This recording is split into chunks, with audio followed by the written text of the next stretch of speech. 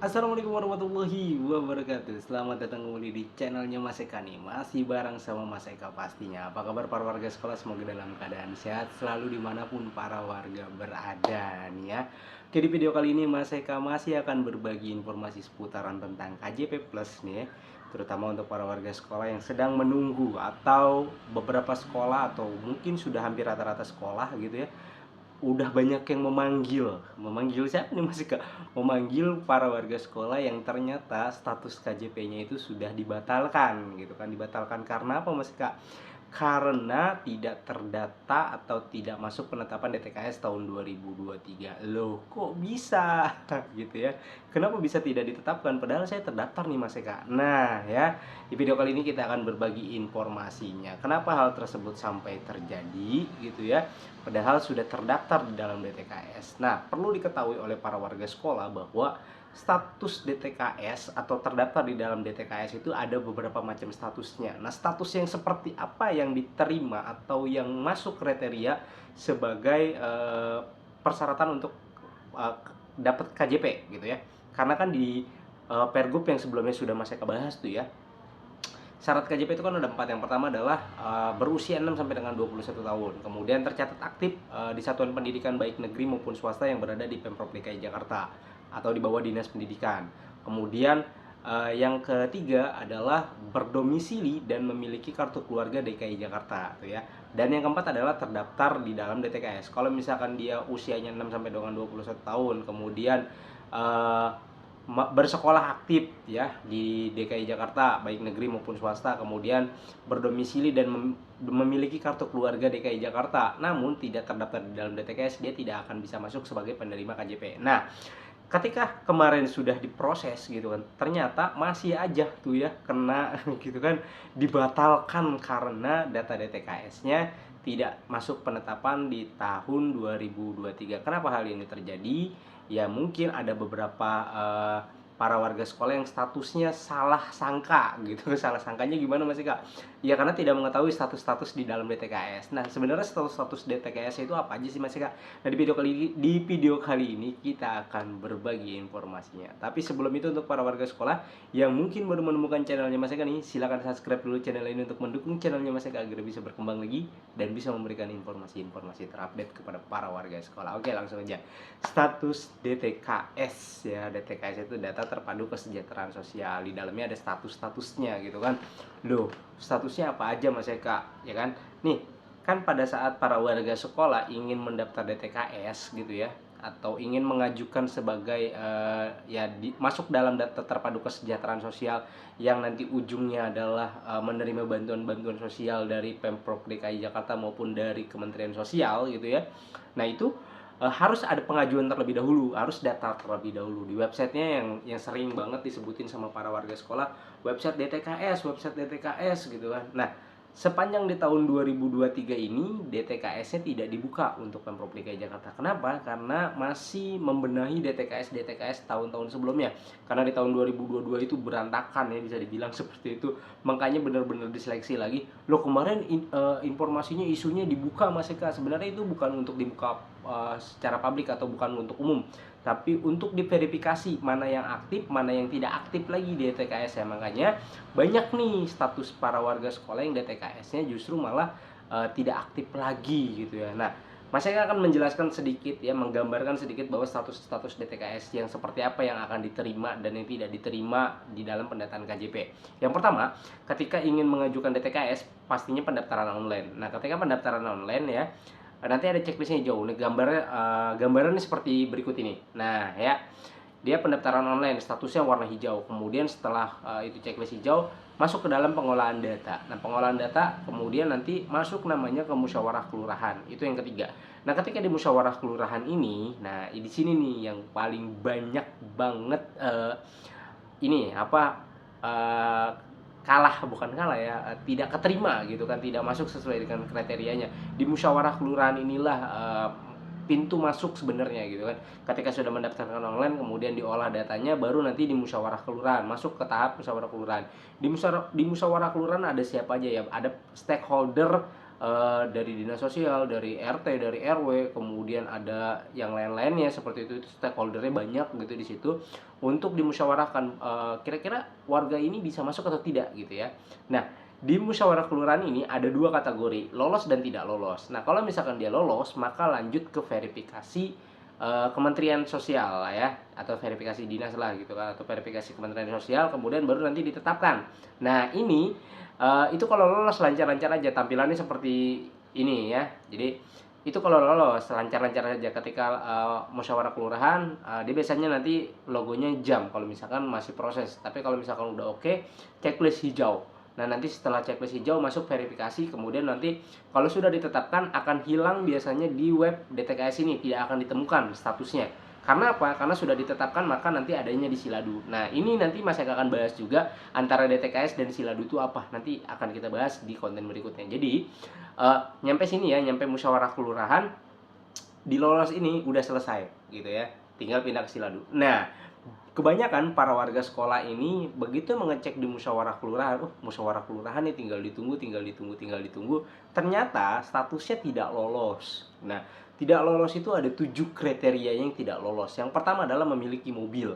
Ya, loh, memiliki mobil bagaimana Mas Eka? Iya, kalau misalkan memiliki mobil, maka di musyawarah kelurahan itu udah pasti nggak akan diloloskan.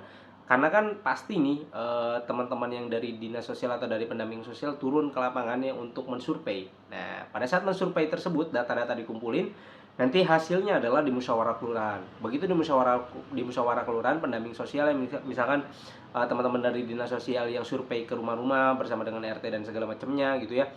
Wah, ini ternyata punya mobil nggak layak gitu kan. Ya udah nggak layak dicoret gitu kan. Nah, ini yang menyebabkan pada akhirnya tidak lolos di musyawarah kelurahan sehingga status DTKS-nya tidak ditetapkan. Itu yang pertama. Kemudian yang kedua adalah memiliki NJOP rumah di atas 1M gitu ya. Jadi kalau NJOP rumahnya di atas 1 miliar, maka dia dianggap tidak layak untuk terdaftar di dalam DTKS ini gitu ya. Kemudian yang ketiga adalah mampu. Nah, mampu dianggap mampu oleh warga sekitar gitu ya. Misalkan mungkin uh, punya asetnya banyak atau segala macam, nah itu bisa dianggap mampu, maka bisa dibatalkan atau tidak diloloskan. Kemudian yang keempat adalah PNS ataupun Polri. Nah, ini udah jelas banget lah ya, masa masih ada tapi Mas Eka yang PNS anaknya dapat KJP gitu kan.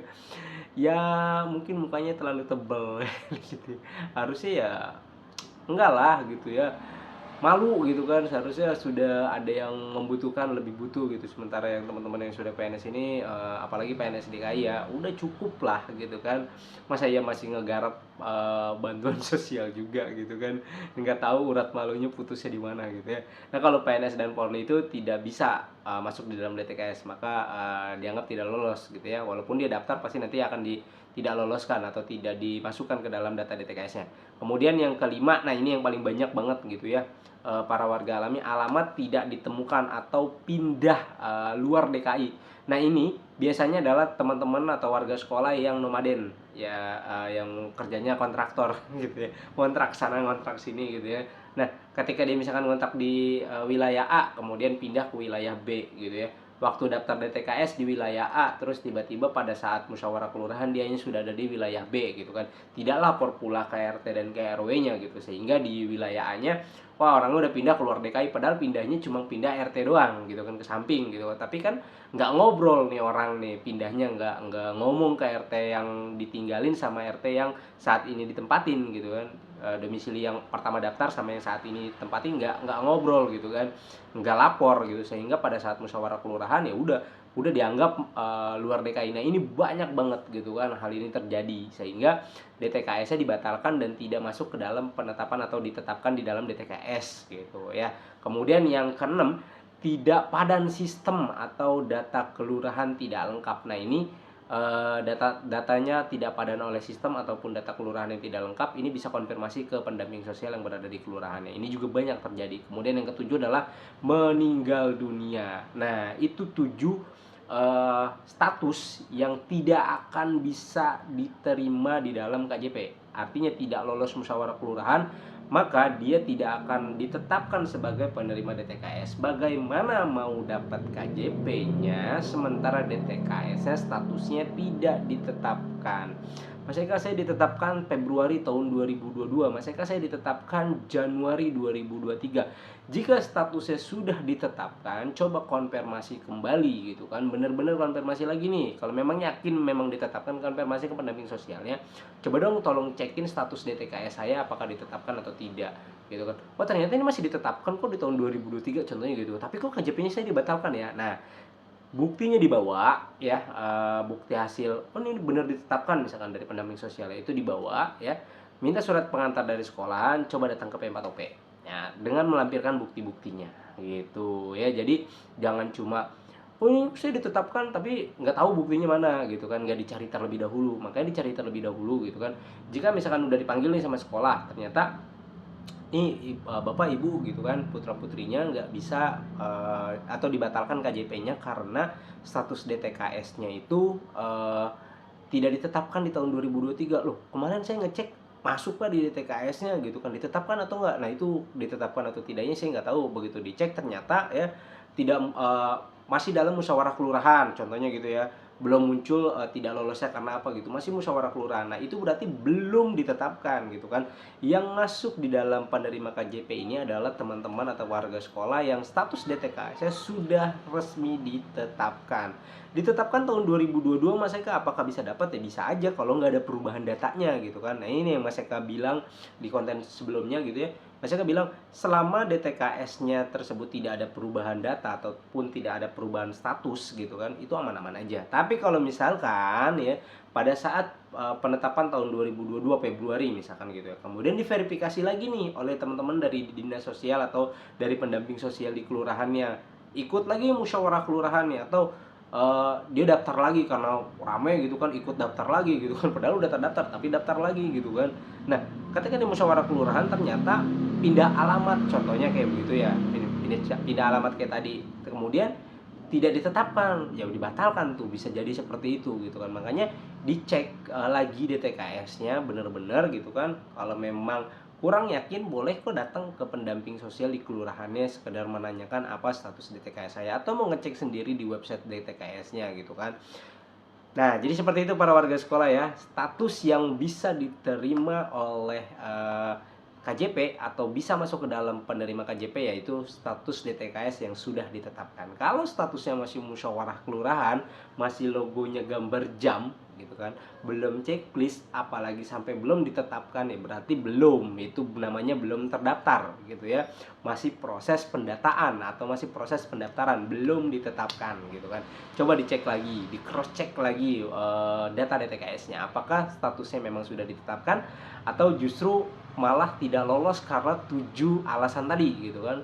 Barangkali memiliki mobil, terus memiliki NJP rumah di atas 1M, atau alamatnya tidak ditemukan, atau dianggap mampu, atau meninggal. Nah, maksudnya saya datanya bener-bener nih gitu kan, saya nggak memiliki mobil tapi di situ tertulis memiliki mobil, kemudian saya tidak memiliki NJP, NJP rumah di atas 1M, boro-boro rumah 1M gitu kan, rumah saya sepetak begitu terus boro-boro memiliki mobil gitu kan, sepeda aja saya sepeda yang sepeda gitu, punyanya sepeda doang gitu kan, boro-boro alamatnya tidak ditemukan, padahal saya dari kecil sampai punya anak lagi rumahnya di situ, kok tiba-tiba alamat rumahnya tidak ditemukan. Nah jika menemui hal tersebut gitu, datanya tidak sesuai dengan apa yang ada gitu, tidak sesuai dengan realitanya gitu kan, itu nanti para warga sekolah bisa namanya menyanggah. Bagaimana caranya menyanggahnya? Mas Eka menyanggah status DTKS-nya.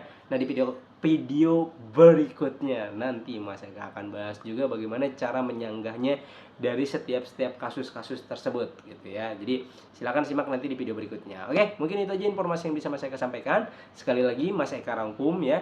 Kalau misalkan status DTKS-nya, status pendaftarannya masih pada tahap musyawarah kelurahan atau masih pada tahap verifikasi, berarti itu belum ditetapkan. Kalau nanti statusnya bunyinya ditetapkan gitu kan, atau masuk penetapan tahun 2023, berarti itu resmi ditetapkan masuk ke dalam DTKS dan bisa menerima bantuan yang ada dari KJP. Dan ini tidak serta-merta juga ya, terdaftar di DTKS misalkan nih, sudah ditetapkan kemudian tidak dapat KJP. Nah itu ada mungkin pertimbangan-pertimbangan khusus yang tidak bisa menerimanya gitu kan. Jadi jangan mentang-mentang terdaftar di TKS lalu lantas bisa masuk, enggak, ada kriterianya lagi ya. Jadi seperti itu para warga sekolah, informasi yang bisa Mas Eka sampaikan. Mas Eka undur diri, sampai jumpa di konten berikutnya. Wassalamualaikum warahmatullahi wabarakatuh.